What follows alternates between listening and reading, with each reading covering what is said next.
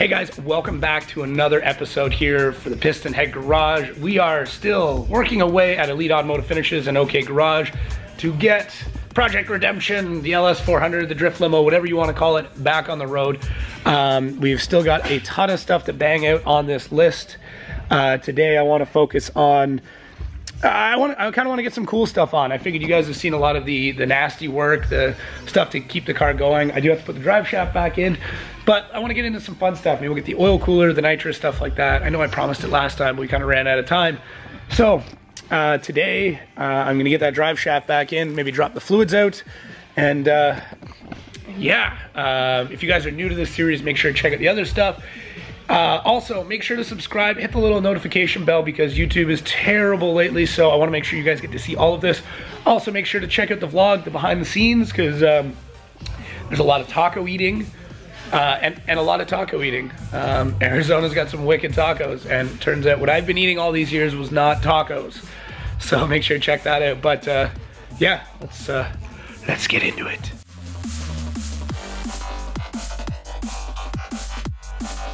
All right, well, let's do something fun. Let's do something that's gonna get us excited, get this build going, get some aftermarket goodies. So we're gonna let's get into this bad boy.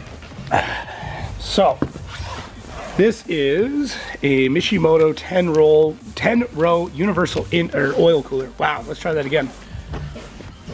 This is a Mishimoto 10-row universal oil cooler. So, what you basically do, if you haven't used one of these bad boys before, is you take off your oil filter, which I'm doing right now, just letting it slowly drain so I don't get covered in oil.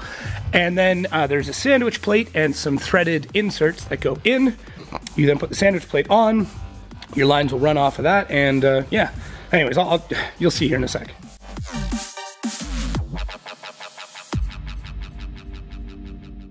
All right, so this is what you're gonna find in the box. So this is our 10-row oil cooler. We just went with a little one, but it's gonna be a super JDM spec. You'll figure out why. Here are the two inserts, so kind of depending on your thread pitch and size. Here are the two fittings that will go between the lines, and this bad boy, which is our actual sandwich plate.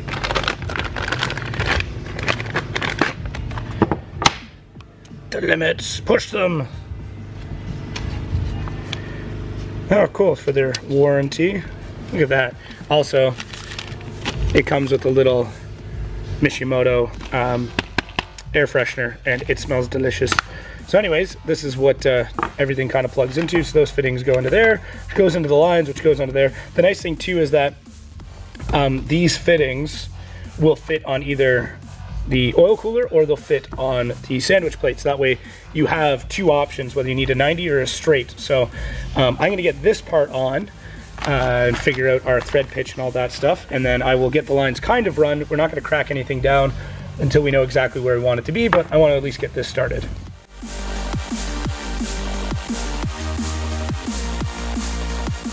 All right, so this is where the lines are coming out.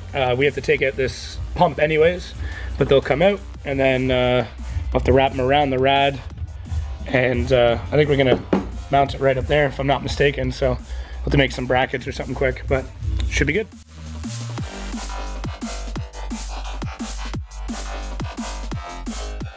All right, AC is out. I did have to take off this fan piece dealy thing, but we're gonna have to take that off to get to the timing belt later on anyways. Kind of had to disconnect my oil cooler setup, but either way, it's one less thing in there. I'm gonna have to figure out where some of these sensors are gonna go back.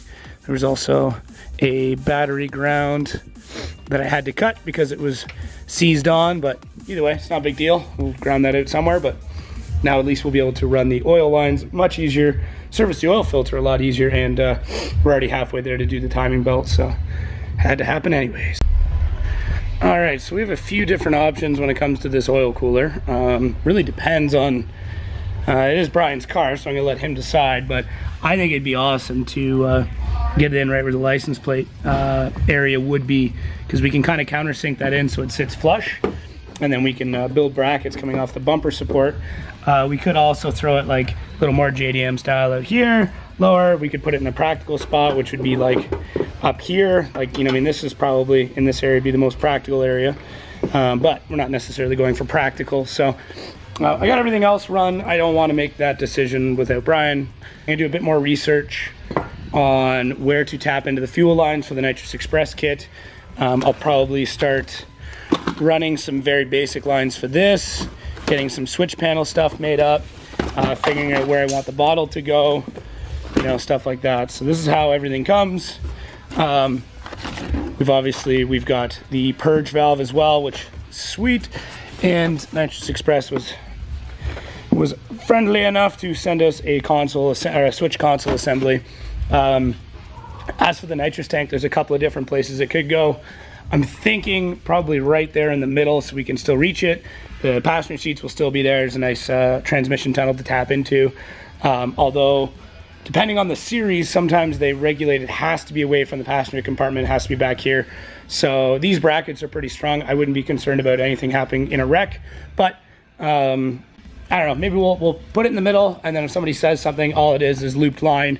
We drill a hole, we run the tank to the back. So it'd be cool to have it in the back seat. It's easy to access to turn it on and off. So I think that's what I'll do is I'll mount the bottle and we'll go from there. So I was just about to go and grab some lunch when a dude walked up selling a bag full of tamales. I've never had a tamale before. I've always wanted to try them. I checked with the guys at the shop to make sure it's legit and that I wasn't gonna get food poisoning, but yeah, I'm gonna try some tamales.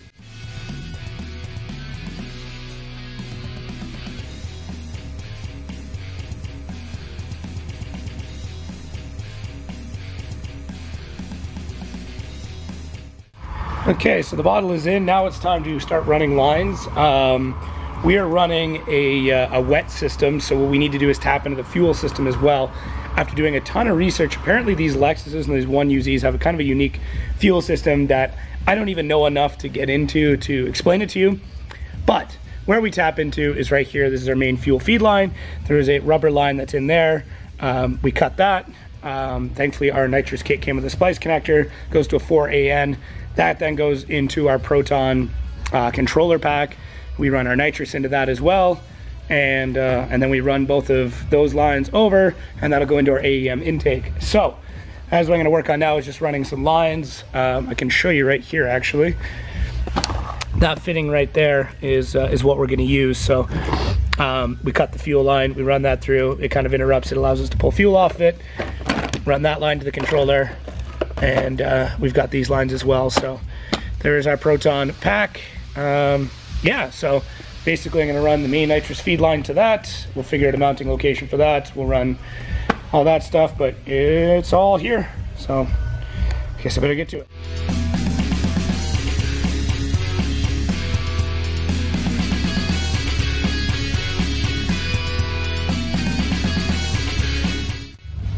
All right, so the nitrous kit is pretty much in. I'm just kind of laying everything out to figure out my line lengths and stuff like that. But the biggest benefit of this kit is actually this box right here, which is the Proton box, I guess is what they call it. It houses both the fuel and the nitrous solenoids that both come off the same power lead. So the benefit of this is that if something happens with one solenoid or the other, you're not going to get one that fires off and the other one doesn't. You have to worry about much less wiring. It's far more compact, because before you had these big solenoids, like this is our purge, which is very little, but the old ones were like this. So everything is much smaller. It's a lot easier to hide if that is what you're doing, I guess. You know, placement's going to be a lot easier. You don't have to worry about kind of hanging things like you used to.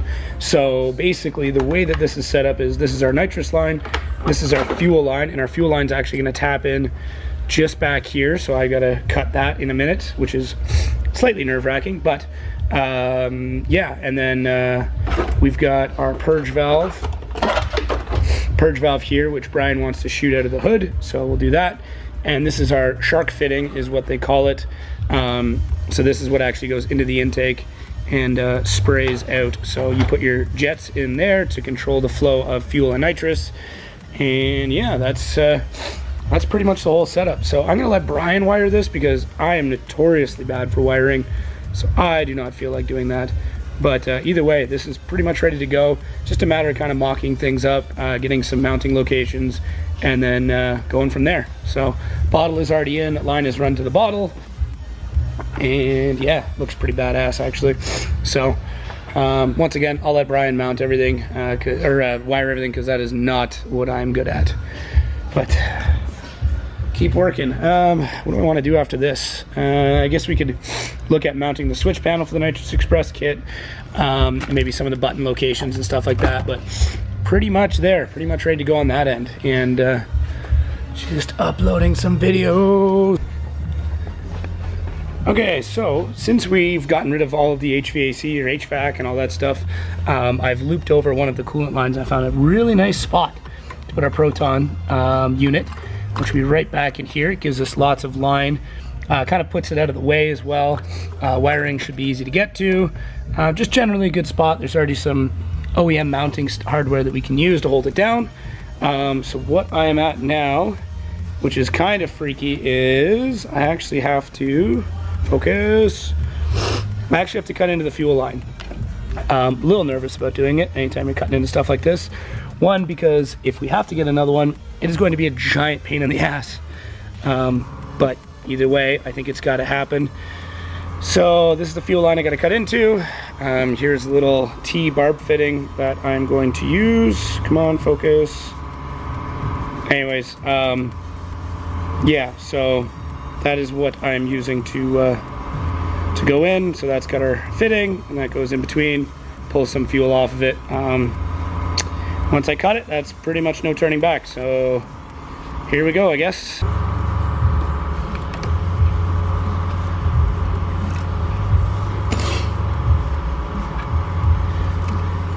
Oh, thank God, this fits. Woo!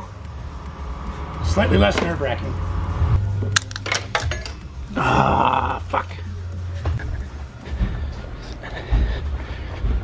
Alright, I fished out that piece and jammed it in there. It was super tight, which normally would concern me, but when we're dealing with high pressure fuel, super happy with that. Yeah, so fuel line is plumbed. Nitrous line will not be difficult. I just have to actually pull some slack out of it and then put it back in. Yeah, and then the two jets are super easy. So other than that, it's just going to be wiring, and that is all my man Brian that's going to be taking care of that. So don't know where you are, buddy, but whenever you get here, got some wiring for you to do. All right, so I'm at a little bit of a standstill with the nitrous system right now. I would like to throw that box back there, but then there's no way for the purge valve to work. This seems to be like a good spot for it, but it's kind of on the valve cover. It's not the best spot, but either way, once again, I kind of want to wait till Brian or Paco's here to make that decision. I think what I'm going to do though, so I'll pull this front bumper off, and then we can start looking at options for the oil cooler. I'm 90% sure they're going to want to throw it right up here. The only downside is if you hit somebody, you pretty much are spilling oil all over the track. So I don't know, we'll see. I'm pretty sure the front bumper is going to come off anyways though. Other than that, I would love to build the AEM intake, but it'll all have to come off really soon afterwards, and there's an adapter piece that we're missing, so I'm at a standstill with that. Yeah, so that's kind of, you know, I mean, that's like kind of the vast majority of everything today is I'm just at a little bit of a standstill. So I did manage to get the transmission shifter and everything back in already. The drive shaft went in, you guys saw that. So yeah, that's kind of where I'm at. So a lot of base work done. It's just a lot of finishing work. Maybe we'll go check the board, the cardboard, that is. Timing belt, we're waiting on that to show up still. Should be here today. Battery mount, that's gone out. Can't do that. This is half done. This is half done. I'm not going to clean it yet. Passenger side rear door swap. Maybe I should pull both those doors off. Actually, that's a really good task. I'll do that. I've been hailing Satan all day. What's up? And yeah, passenger seat mount. We have to get the seats for that. So yeah.